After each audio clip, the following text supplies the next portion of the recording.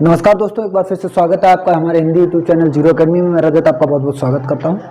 तो इससे पहले वाले वीडियो में जो है, इससे पहले जब हमने हिस्ट्री के वीडियो की बात की थी तो हिस्ट्री के वीडियो नंबर 7 में हमने बात की थी लोथल शहर की, कि हम सिंधु घाटी सभ्यता में कौन से शहर की बात कर चुके हैं, लोथल शहर तक जो है हम बात कर चुके हैं। हमने ये जान लिया था कि भाई जब भी हम सिंधु घाटी सभ्यता की बात करते तो सिंधु घाटी सभ्यता के प्रमुख नगरों की बात की थी, वहाँ पे रहने वाले लोगों की बात की थी कि भैया उस क्षेत्र में किस चीज़ का काम होता था। इन सभी चीज़ों पे हमने बात की थी कि भाई कि सिंधु घाटी सभ्यता की कौन से नगर में कौन सा सबसे बड़ा साधनिक स्थल था या कौन सा सबसे बड़ा स्थल था। इन सभी चीज़ों पे हमने इससे पहले वाले वीडियो में हमने हिस्ट्री के वीडियो में डिस्कस किया था। तो आज का जो हमारा टॉपिक रहेगा वो हिस्ट्री में हम बात करेंगे और शहरों की, और शहरों में हम बात करेंगे लोथल के बाद हम अगले शहर की बात करेंगे। तो अगला शहर है बनावली की। कौन सा शहर है? बनावली। तो आज के इस वीडियो में हम आपको बनावली शहर के बारे में बताएंगे। तो वीडियो को जो है आप फुल स्क्रीन में कर लीजिएगा, और अगर आपके पास ईयरफोन है तो ईयरफोन लगा के वीडियो का आनंद लीजिएगा। फिर बाद में मत कहना कि मैंने आपको बताया नहीं कि भाई वीडियो इस तरीके से देखना था। और अगर आपने अभी तक हमारे चैनल को सब्सक्राइब नहीं किया तो आप चैनल को सब्सक्राइब जरूर कर लें, और वीडियो अगर आपको अच्छा लगे तो अपने दोस्तों के साथ शेयर करना ना भूलें। ठीक है दोस्तों, तो देखिएगा हम बात करेंगे बनावली की। इससे पहले भैया हमने लोथल शहर की बात की थी, तो मैंने आपको एक किस्सा बताया था, बड़ा ही मज़ेदार किस्सा था कि आपको कैसे याद रखना है कि भाई लोथल शहर में क्या क्या था। तो उसके लिए मैंने आपको एक पंडित जी वाली कहानी सुनाई थी, और उस कहानी के थ्रू आपको याद कराने की कोशिश की थी कि भाई लोथल शहर के बारे में आप कैसे याद रख सकते हैं। ठीक है भाई, देखिएगा आज हम बात करेंगे बनावली की। तो सबसे पहले बनावली की बात की जाती है तो बनावली वर्तमान में किस राज्य में है? तो बनावली जो शहर है सिंधु घाटी सभ्यता का जो नगर था वो कौन से राज्य में है? हरियाणा में। तो जब भी बात आती है भैया बनावली शहर की, तो बनावली जो वो कौन से राज्य में आता है? हरियाणा में। हरियाणा में भी ये कहाँ पे आता है? जब भी बनावली और राखीगढ़ी की बात की जाती है तो ये दोनों शहर जो है हरियाणा और राजस्थान के बॉर्डर पे हैं। और आपको पता होगा, नहीं पता तो फिर भी एक बार सुन लीजिएगा कि जब भी राजस्थान शहर का जिक्र आता है तो हमको एक बात याद रखनी है कि राजस्थान में सबसे ज़्यादा फसल होती है सरसों की। तो भारत में सर्वाधिक सरसों का उत्पादन के मामले में आपका कौन सा राज्य आता है? हरियाणा। उसके बाद देखिएगा बात आती है भाई कि नदी कौन सी थी, कि भाई बनावली शहर की जब बात की जाती है, बनावली नगर की जब बात की जाती है, तो बनावली नगर जो है वो घाघरा नदी के किनारे बसा हुआ है। कौन सी नदी के किनारे? घग्गर नदी के किनारे। घाघरा नदी और घग्गर नदी में अंतर है भैया। तो कौन सी नदी के किनारे?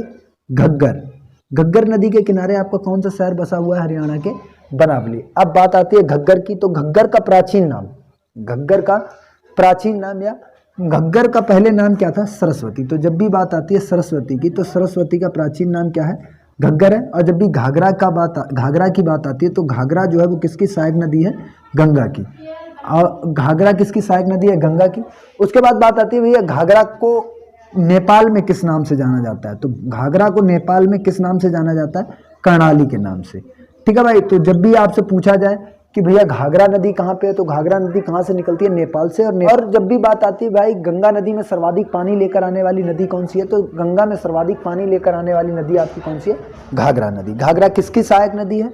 तो घाघरा जो है आपकी गंगा की सहायक नदी है, और ये गंगा के साथ मिलती है आके। उसके बाद देखिएगा कि भैया हमने बात कर ली कि बनावली शहर कौन सी नदी के किनारे बसा हुआ है। तो बनावली शहर जो है वो आपका घग्गर नदी या सरस्वती नदी के किनारे बसा हुआ है। ठीक है भाई। उसके बाद देखिएगा कि बात आती है इसके खोजकर्ता कौन है। तो जब भी बात आती है भैया खोज किसके द्वारा की गई, तो बनावली शहर की खोज R.S. विस्ट के द्वारा की गई। किसके द्वारा? R.S. विस्ट के द्वारा किसकी खोज की गई? बनावली शहर की खोज की गई। इनका पूरा नाम की जब भी बात की जाती है तो इनका पूरा नाम है रविंद्र सिंह विस्ट। इनका पूरा नाम रविंद्र सिंह विस्ट। ठीक है भाई। जब भी बात आती है किसकी खोज किसके द्वारा की गई, तो इसकी खोज की गई थी रविंद्र सिंह विस्ट के द्वारा। कब की गई? तो इसका जब भी जिक्र आता है तो आप देखिएगा कि जब भी बात आती है कि बनावली शहर की खोज कब की गई थी, तो इसकी खोज की गई थी 1973 में। ठीक है भाई। तो बनावली शहर या बनावली नगर सिंधु घाटी सभ्यता का बनावली शहर कब खोजा गया? 1973 में। किसके द्वारा? R.S. विस्ट के द्वारा। ठीक है भाई। अब बात आती है यहाँ पे साक्ष्य किस किस चीज़ के मिले। तो जब भी बात आती है भैया हरियाणा की, तो मैं आपको अभी बताया मैंने कि जब भी हरियाणा का जिक्र आता है तो आपको एक बात याद रखनी है कि हरियाणा में सबसे ज़्यादा किसकी खेती की जाती है? सरसों की। अब भैया जहाँ पे हरी खेती होगी तो जानवर भी सबसे ज़्यादा वहीं पे आएंगे। तो यहाँ पे पहला साक्ष्य किसका मिलता है? तिलहन का। कि भैया तिलहन के साक्ष्य हमको कहाँ मिले, तो तिलहन के साक्ष्य हमको मिले बनावली में। भैया तिलहन कैसी फसल है, हरी फसल है, और जहाँ हरी फसल होगी वहाँ पे सबसे ज़्यादा क्या आएंगे, जानवर आएंगे। जानवर आएंगे तो मतलब फसलों को खराब करने के लिए जब जानवर आएंगे तो फसलों को जानवरों को मारने के लिए भी क्या किया जाएगा, अलग अलग प्रकार के औजार इस्तेमाल किए जाएंगे। तो हरी फसलों को खाने के लिए कौन आएगा, जानवर। अब जानवरों को मारने के लिए या जानवरों को भगाने के लिए किस चीज़ का इस्तेमाल किया जाएगा, औजारों का। तो यहाँ पे देखिएगा जब भी औजारों की बात आती है तो औजारों में आपका यहाँ पे जो है हमको साक्ष्य किसके मिले, तो यहाँ पे हमको साक्ष्य मिले हैं धनुष के। धनुष मतलब तीर और कमान के, या तीर कमान के साक्ष्य हमको कहाँ मिले, बनावली में। कि भाई होता है ना कि भाई पहले तीर कमान, एक आपने देखा होगा अभी भी लोकल में लोग जो है भाले का इस्तेमाल करते हैं जानवरों को भगाने के लिए। तो तीर कमान के साक्ष्य हमको कहाँ मिले, बनावली में। तो जब तीर की बात की जाती है, भैया तीर किसका बना हुआ था, तो तीर जो है वो इस शेप में होता है भाई, इस टाइप का। ठीक है भाई, तीर इसी टाइप का होता है। अब तीर का जो आगे वाला हिस्सा रहता है इसको बोला जाता है बाणाग्र। बाणाग्र क्या बना होता था, तांबा धातु का। तो आपको याद रखना है कि भैया तीर कमान के साक्ष्य कहाँ मिले, तीर कमान के साक्ष्य हमको मिले बनावली में। तीर कमान में भी भैया हमको जो तीर मिला था उसके आगे वाले हिस्से को बाणाग्र कहा जाता है। बाणाग्र किसका बना होता था, तांबे का। उसके बाद हरी फसलों में यहाँ पे तिलहन की जब बात की जाती है तो तिलहन में हमको यहाँ पे क्या मिले थे, सरसों और तिल के ढेर मिले थे। सरसों और तिल के साक्ष्य हमको कहाँ मिले थे, सरसों और तिल के साक्ष्य हमको मिले थे बनावली में। उसके बाद देखिएगा अगला पॉइंट कि भैया जब भी बात आती है, भैया जहाँ फसल होगी, इससे पहले वाले टॉपिक पे भी मैंने जब बात की थी हड़प्पा की, तो वहाँ मैंने आपको बताया था, हड़प्पा की बात की थी हमने, और उससे पहले हमने बात की थी जब पूरा नव पाषाण काल की, तो मैंने आपको बताया था कि भैया लोगों ने खेती करना प्रारंभ किया। खेती करने के बाद जब फसल तैयार हुई तो फसल को घर तक लेके आए। अब घर तक लेके आएंगे फसल को तो उसको किसी न किसी चीज़ में स्टोर करने की बात आई। तो स्टोर करने के लिए क्या इस्तेमाल किए गए, मिट्टी के बर्तन। तो मिट्टी के बर्तन बनाना कब प्रारंभ हो गया था, नव पाषाण काल में। लेकिन यहाँ पे हरी फसल, अब हरी फसल को घर तक लेके आएंगे तो इसको स्टोर करना होता था। तो स्टोर करने के लिए किस चीज़ का इस्तेमाल किया जाएगा, मिट्टी के बर्तन। तो मिट्टी के बर्तनों के साक्ष्य कहाँ मिलते हैं हमको, बनावली में।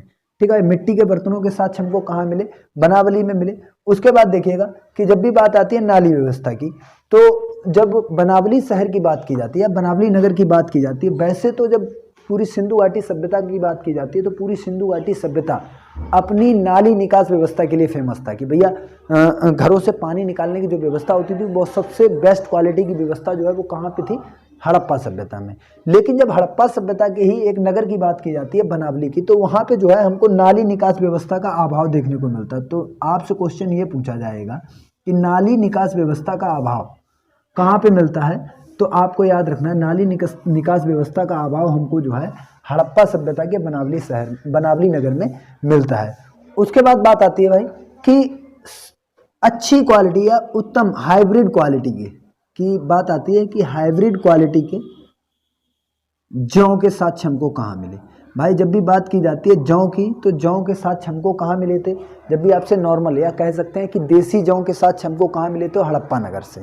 लेकिन जब बात की जाती है कि हाइब्रिड क्वालिटी के जौ के साक्ष्य हमको कहाँ मिले, तो हाइब्रिड क्वालिटी के जौ के साक्ष्य हमको कहाँ मिले थे, बनावली में। तो ये पॉइंट्स आपको याद रखने हैं। एक बार फिर से मैं रिवाइज करा देता हूँ कि देख लीजिएगा कि जब भी बात की जाती है बनावली की, तो बनावली जो है वो हरियाणा और राजस्थान के बॉर्डर पे स्थित शहर है, नगर है।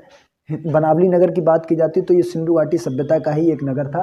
बात आती है कि भैया ये बसा कहाँ हुआ है, तो वर्तमान में ये हरियाणा में है और राजस्थान के बॉर्डर पे है। तो राजस्थान का जब भी जिक्र आता है तो राजस्थान में सर्वाधिक किसकी खेती की जाती है भाई, सर्वाधिक सरसों और तिल की खेती की जाती है, मतलब तिलहन की खेती की जाती है। तो जब भी तिलहन की बात आती है तो तिलहन वे फसलें जिनसे हमको क्या प्राप्त होता है, तेल प्राप्त होता है। ठीक है भाई, तो तिलहन में ही आपका सरसों आ जाता है और तिल आ जाता है। तो भाई दोनों फसलें कैसी होती हैं, हरी फसलें होती हैं, और ये दोनों फसलें जो हैं इनको जो है नगदी फसलों के रूप में भी जाना जाता है। जब भी आपसे बात की जाती है नगदी फसलों की, तो नगदी फसलों का वो टॉपिक अलग है, हम जियोग्राफी में पढ़ेंगे, वहाँ पे आपको बताएंगे नगदी फसलें क्या होती हैं।